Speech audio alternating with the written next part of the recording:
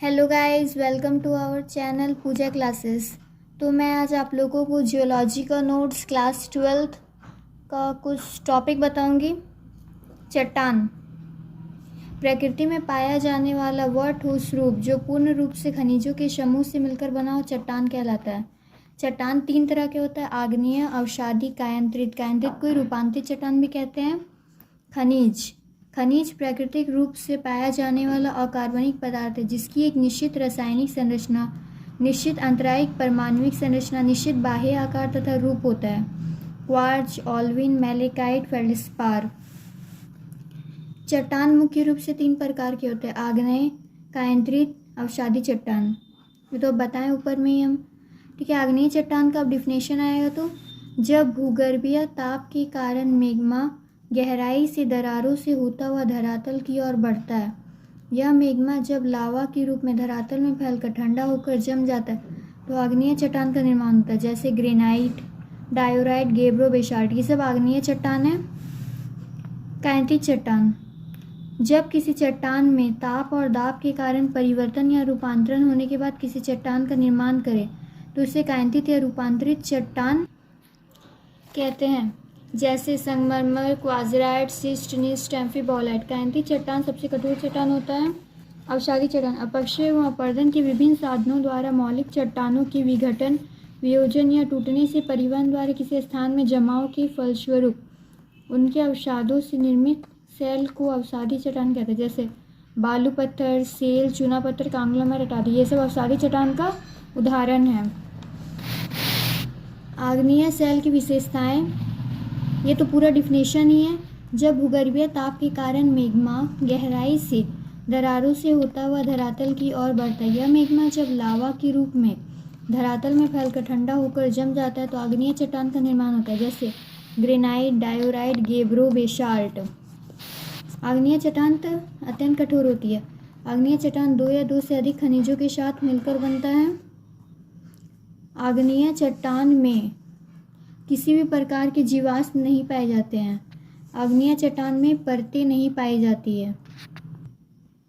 आग्नेय चट्टानों का वर्गीकरण मुख्य रूप से तीन आधारों पर किया गया है: उत्पत्ति प्रक्रिया के अनुसार आग्नेय शैलों का वर्गीकरण, रासायनिक संरचना के आधार पर आग्नेय शैलों का वर्गीकरण, कणों की बनावट के आधार पर आग्नेय शैलों का वर्गीकरण।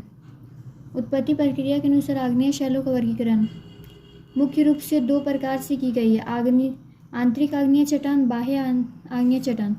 आंतरिक आग्नेय चट्टान जब भूगर्भीय ताप के कारण मैग्मा ऊपर की सतह की तरफ अग्रसर न होकर धरातल के अंदर ही ठंडा होकर ठोस रूप धारण कर लेता है तो आंतरिक आग्नेय शैल कहते हैं, जैसे गैब्रो, डायोराइट, ग्रेनाइट आदि।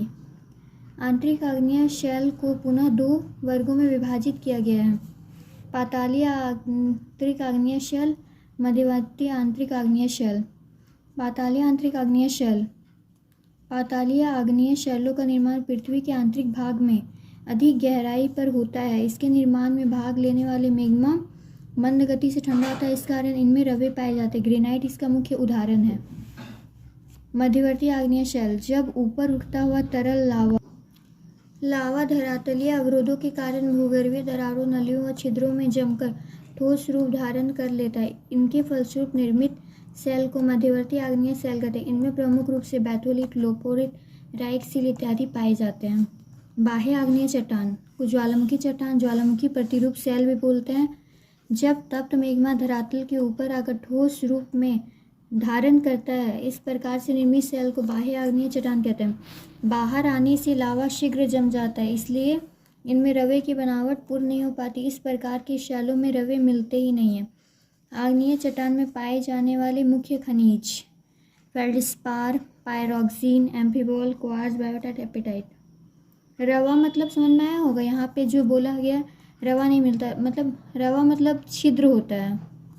ठीक है। रासायनिक संरचना के आधार पर आग्नेय शैलों का वर्गीकरण। विभिन्न आग्नेय शैलों के रासायनिक संगठन भिन्न भिन्न होते हैं। सिलिका की मात्रा के आधार पर आग्नेय शैलों को चार भागों में बांटा गया है: अम्ल प्रधान आग्नेय शैल, क्षारीय प्रधान आग्नेय शैल, मध्यवर्ती आग्नेय शैल, अल्ट्राबेशिक आग्नेय शैल। अम्ल प्रधान आग्नेय शैल जिस आग्नेय शेल में सिलिका की मात्रा 65% से 85% तक उन्हें अम्ल प्रधान आग्नेय शेल कहते हैं।